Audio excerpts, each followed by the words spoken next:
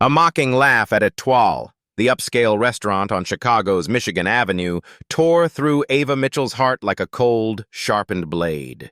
She, a 25-year-old waitress in a threadbare uniform, wove between the kings of Michigan Avenue, where the smell of Havana cigars mingled with expensive Italian perfume. Ava fought daily to save her father, dying of heart disease. But that night, when billionaire playboy Liam Carver made her the butt of his cruel joke, what drove a caravan of black SUVs to line up outside her shabby Englewood apartment? Was it a miracle or a deadly trap? All right, dear viewers, brace yourselves for a story that will leave you speechless. Take a second to like the video and subscribe, but only if you truly resonate with what I'm about to share. And drop a comment below telling us where you're watching from and what time it is for you. It's always thrilling to see our audience tuning in from around the globe. Table 12 at Etoile is not just a luxurious dining nook. It is an invisible arena where razor-sharp glances and cutting words run rampant. Liam Carver, the 33-year-old millionaire behind an artificial intelligence startup empire, reigns at its center. He sits there, his dark hair disheveled, his gray eyes cold as steel. Without uttering a word, he exudes a power that thickens the air around the table. Every gesture of his, be it a slight tilt of the head or the way he sets his wine glass down, carries the weight of an unspoken command.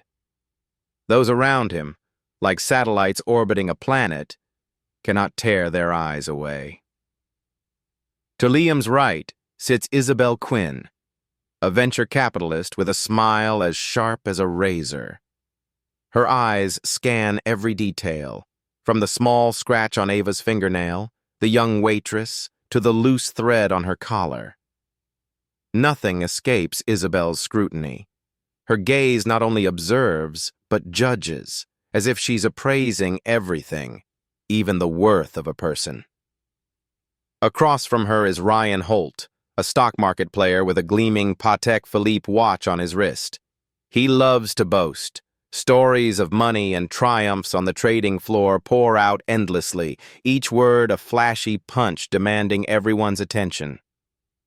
Ava, the waitress standing silently by the table, feels every second as a test. She pours Napa Valley wine, so expensive that a single bottle could cover a year's rent.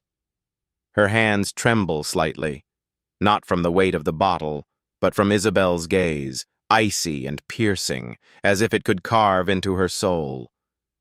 When a tiny drop of wine nearly spills over the glass's edge, Isabel smiles, a smile devoid of warmth. Her voice rings out, soft but sharp, like a needle pricking Ava's pride, saying that a spilled drop is a month's salary lost. Ryan laughs, his laughter echoing, brimming with amusement. He points at Ava's worn-out sneakers, the scuffed soles like evidence of the inferiority he wants to highlight. Poor but stylish, he calls it, his tone dripping with mockery. Diners at nearby tables turn to look. Some eyes flash with pity, others gleam with delight at the unexpected entertainment. Ava keeps a smile on her lips, a smile rehearsed hundreds of times in front of a mirror to hide her hurt. But inside, each taunt is a small cut, not enough to draw blood, but enough to make her heart sting. She moves between the glasses and plates, trying to fulfill her role, but it feels like walking on a thin wire. One wrong step, and her world could collapse. The jeers, the looks, they cling to her, like shadows she cannot wash away. She tells herself to be strong, to push through, but that resilience is fragile, as delicate as a thin sheet of glass. At the end of the dinner, Ryan tosses his platinum credit card onto the table, the gesture both casual and ostentatious. He orders the bill handled quickly, as if his time is worth more than anyone else's. Liam, who has been silent throughout, suddenly picks up a pen and writes something on the receipt. When Ava opens the paper, she sees a tip of $1,500, accompanied by a note. For a decent pair of shoes. You're worth more than that. In that moment, her heart seems to stop. The sum is staggering, but the words are no compliment. They are a gilded blade, sharp and humiliating, as if her value is measured solely by the shoes on her feet. Ava clutches the receipt, her fingers gripping so tightly that the paper crumples. She smiles, bows in thanks, but inside, a fierce wave surges, a mix of gratitude and profound hurt. Table 12 is not just a shift. It is a battlefield, where her self-worth is tested, dissected, and priced with numbers and words. Ava returns to her small apartment in Englewood, Chicago. The thin walls seem too weak to shield her from the world outside. She sinks into the old sofa, its worn fabric scraping against her skin. It feels familiar but offers no comfort. Ryan's laughter, sharp as a blade, and Isabel's cold smile still echo in her mind. They are invisible wounds that refuse to heal. Beyond the thin curtain, her father, Henry, lies there. His frail breaths through the oxygen tube are a constant reminder of time slipping away too fast. Ava sits in the darkness, her heart heavy. It feels as if the entire world is pressing down on her shoulders. Late at night, the city falls into an eerie stillness. The blaring horns, the shouts, the usual chaos of Englewood, all vanish. They leave behind a terrifying silence. Ava stands, stepping lightly to the window. She pulls the curtain back just a sliver. Her heart seems to stop.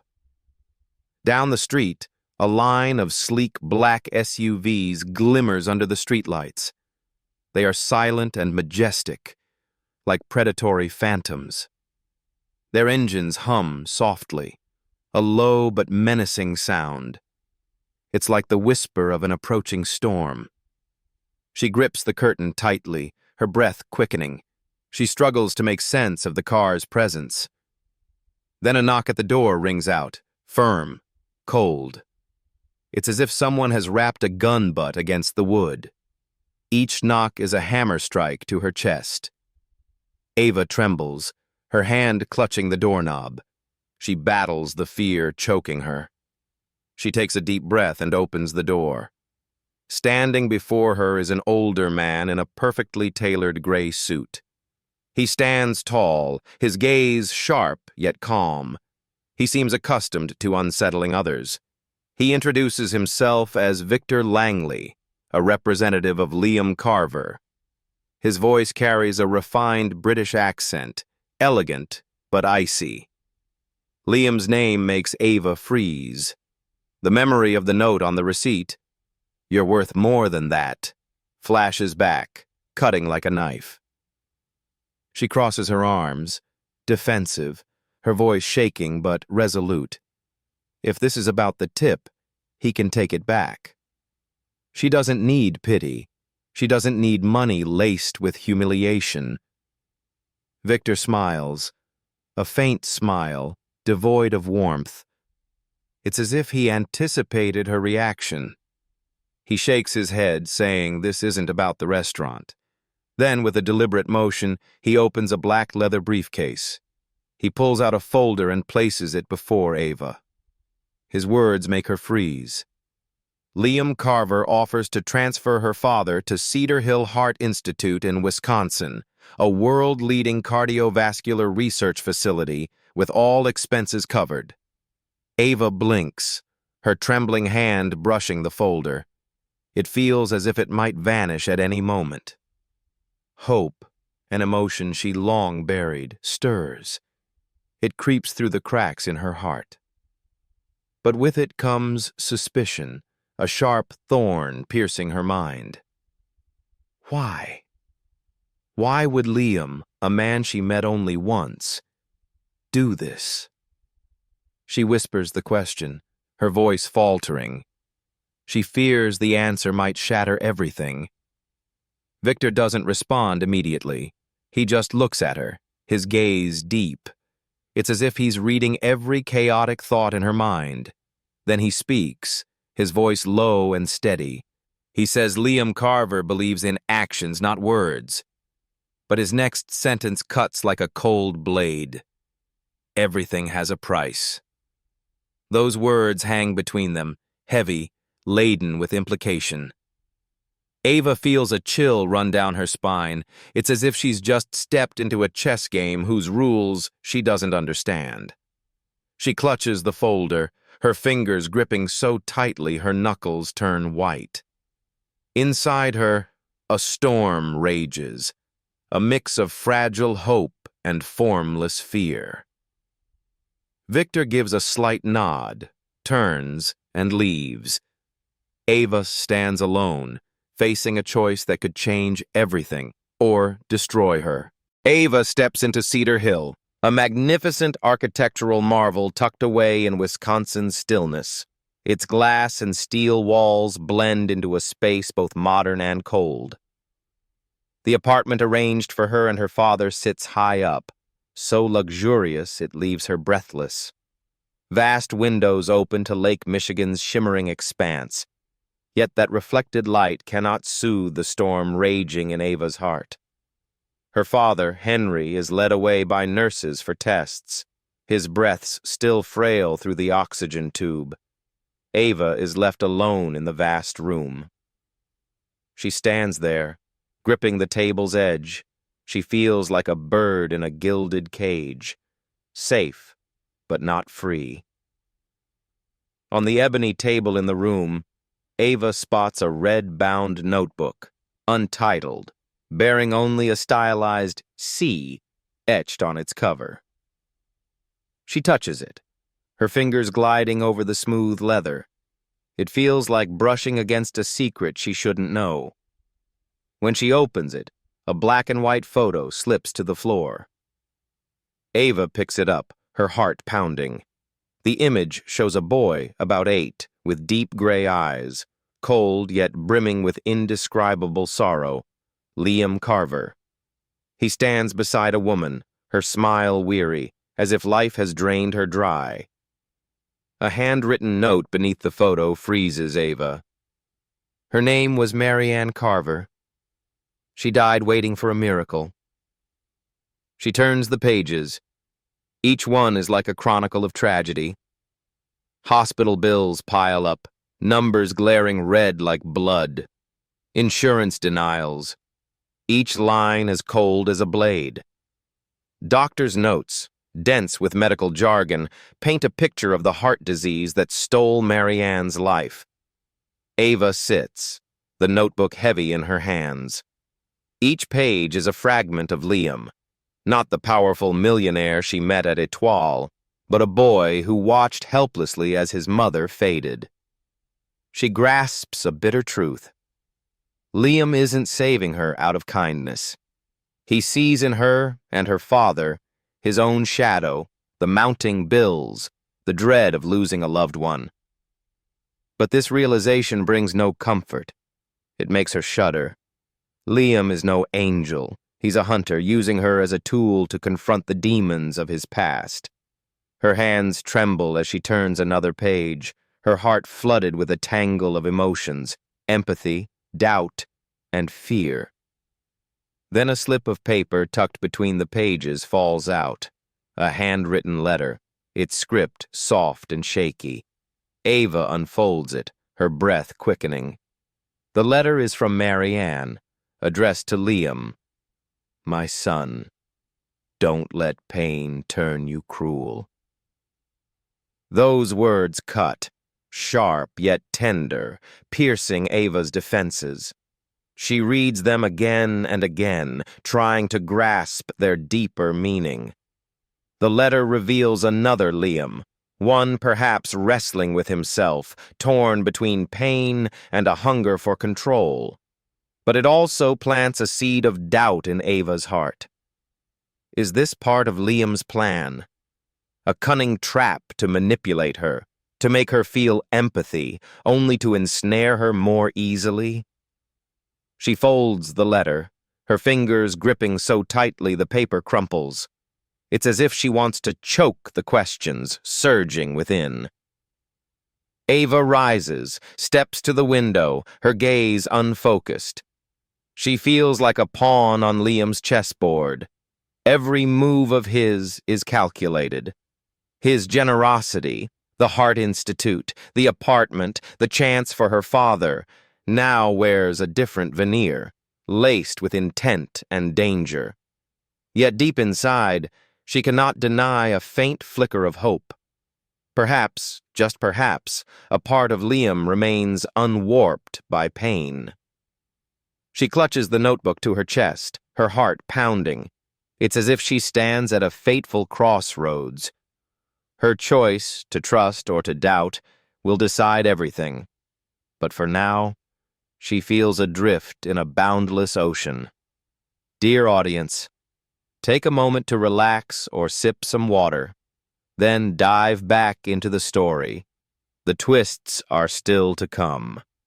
And please, drop a comment to tell me where you're tuning in from and what time it is for you. It's always thrilling to see who's joining us from across the globe. Leave a comment number 1 if you're loving the story, so we can keep bringing you more tales like this. A notification flashes on the tablet on the table, white text on a black background, cold and stark. Your father's recovery has begun. So has your education. The message, brief but razor-sharp, sends a shiver through Ava. It's not a congratulation, it's a summons, a door opening to a world she's not ready to enter. She clenches her fists, nails digging into her palms, trying to stay calm. Her father, Henry, is under treatment. Each breath through the oxygen tube now carries a hint of hope, but Ava knows everything here comes at a cost, and she's beginning to pay. Dr. Nora Fielding, head of the treatment program, enters the room with a confident yet understated presence. She looks at Ava, her gaze sharp but not judgmental, and explains that Liam Carver is no philanthropist. He's a teacher, a ruthless mentor, teaching her how the system truly works, a system of power, money, and uncompromising decisions. Nora's words cut deep. Ava feels not just a beneficiary, but an unwilling student in Liam's game. She's required to join a Carver Technologies board meeting via video, right from Cedar Hill. The screen lights up. Unfamiliar faces in expensive suits stare at her through a digital glass, and Ava feels like a puppet, strings pulled by Liam's invisible hand. She receives a digital dossier, Carver Technologies' investment portfolio. As she scrolls through the cold data, her heart tightens. Ruthless plans emerge, clear as a verdict. A takeover of a small medical company with 300 employees fired without mercy. A medical AI project harvesting patient data without consent, turning human stories into profit-driven numbers. Ava reads, breathless, as if staring into a warped mirror reflecting her own life. The piling hospital bills, the despair as her father lay helpless against his illness. But in Liam's world, there's no room for helplessness. His strength lies in erasing no from every equation, but the cost is the suffering of countless others. Ava grips the table's edge, anger surging, laced with unease. She's not just a victim of this system. Now she's being drawn into its core. Then, in an unguarded moment, Ava spots an internal email tucked among the files. She opens it, her eyes racing over the lines. The email reveals a truth that freezes her. The medical AI project, now racing forward, was fiercely opposed by Mary Ann, Liam's mother, before her death. Marianne called it unethical, a betrayal of trust through data exploitation. Ava recalls Marianne's letter in the red notebook. Don't let pain turn you cruel. Those words echo now, a warning. She wonders if Liam is trying to bury his mother's memory, or if he's trapped in an inner war, torn between the man he was and the one pain has shaped him into. Ava sits still, her fingers brushing the screen, her heart pounding. This email is a spark in the dark, an unexpected weapon in her hands. She feels a flicker of courage, fragile but sharp, that perhaps she can use Liam's own lesson to challenge him. But the thought carries fear. Confronting Liam means facing not just a man, but the entire system he's built. Cold, untouchable. She takes a deep breath, her gaze steadier, though a storm still rages within. She's no longer the waitress at Étoile, nor the girl trembling before Victor.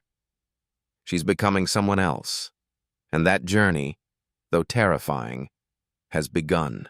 The Carver Technologies board meeting begins. Powerful faces in expensive suits appear via video, each radiating a near-arrogant confidence. Ava feels like an outsider, a waitress thrust into the heart of a chess game whose rules she's only beginning to grasp. Her heart pounds, its chaotic rhythm threatening to burst through her chest. But she clenches her fists, nails digging into her palms.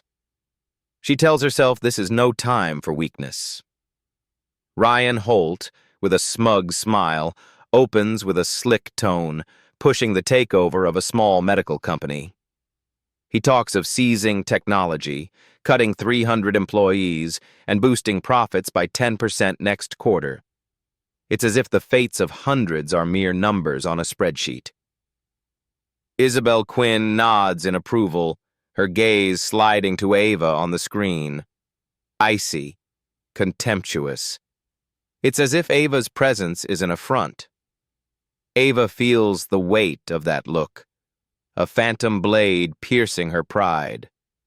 But she doesn't bow her head. She takes a deep breath, switches on her mic. Her voice trembles slightly but holds firm.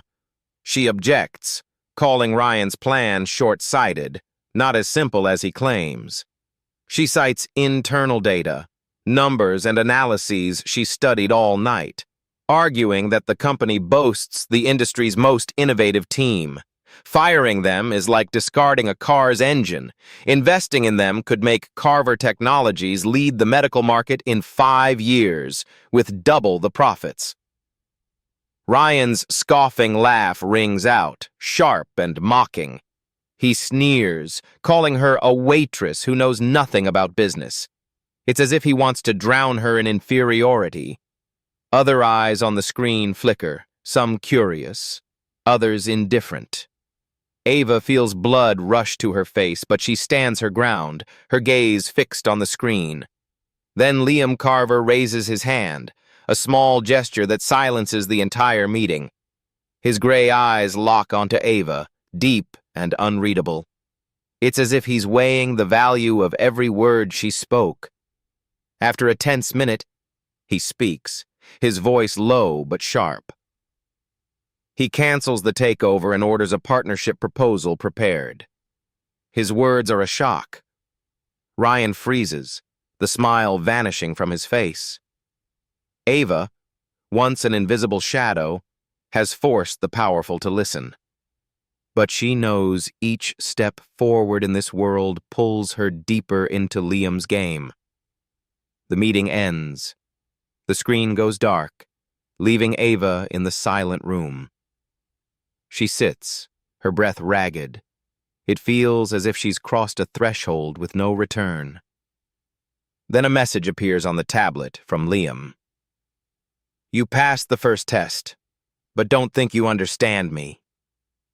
The note is brief, cold, but heavy with warning.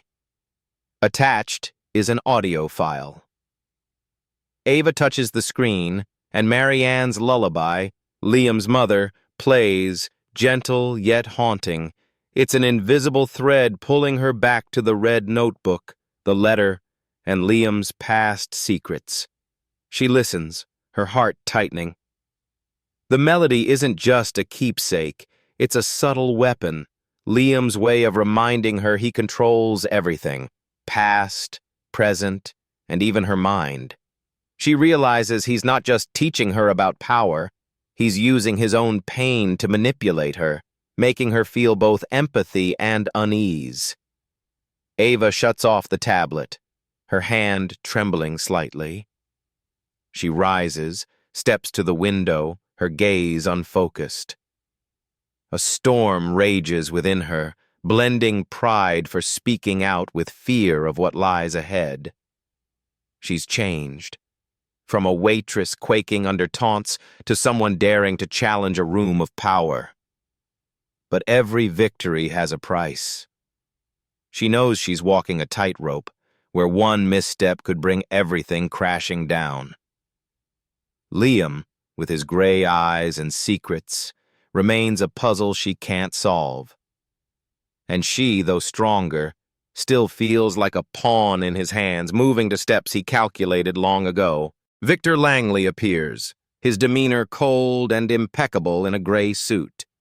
He hands her a silver key card, its surface gleaming with the Carver Technologies logo, along with a small note in handwritten script. "Your office is ready. Don't disappoint me." The message is brief but sharp. It's a knife's edge reminding her that everything she receives comes with expectations. Ava grips the keycard tightly, her fingers tracing the cold metal. It feels like holding a key not just to an office, but to a new world, dangerous and seductive. She glances at her father, Henry, sleeping peacefully in the nearby hospital bed. His breathing is steadier now, no longer as frail, thanks to the advanced treatments Cedar Hill provides. Seeing him, Ava feels a flicker of warmth slip through her chest, but it's quickly extinguished by a cold truth. She's no longer the trembling waitress at Étoile, bowing under taunts. She's changed, forged by her own pain and Liam Carver's. She's not just a survivor. She's become something sharper, a weapon, honed by brutal lessons of power and loss. Yet, a question echoes relentlessly in her mind. Has she been saved, or merely trapped in a new cage, more lavish, but still a cage? As Victor departs, Ava examines the key card, and another small note slips out, Liam's handwriting sharp and challenging. "My mother was wrong. Pain is strength. You'll learn this." The words cut deep, conjuring Marianne and her gentle letter, urging Liam not to let pain turn him cruel. But this note reveals a different Liam, one who's embraced pain as fuel and is now guiding Ava down that path. She reads it again and again, her heart pounding. It's as if she stands at a fateful crossroads. Will she become a version of Liam, using power to mask wounds? Or can she find another way, shielding people like her father from the system's cold machinery? Ava tucks the note into her pocket, her gaze steadier, though a storm still rages within. The low, menacing hum of black SUVs outside rises. It's a signal of a new life. She's traded a cage of poverty for one of power. But this cage doesn't just confine her.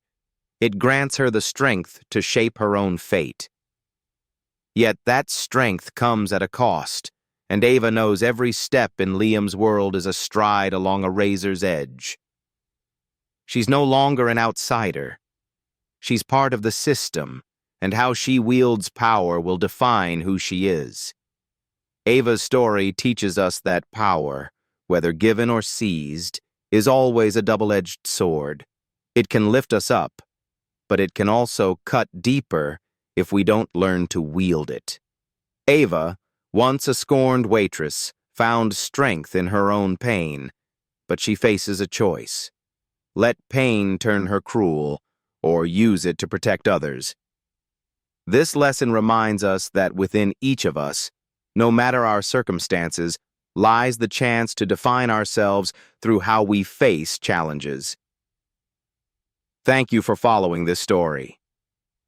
If you found it captivating, please subscribe to the channel, leave a comment with your thoughts, and share the story with friends and family in the U.S. We'd love to hear where you're watching this video and what time it is for you. Let's build a community that cherishes deep, inspiring stories together.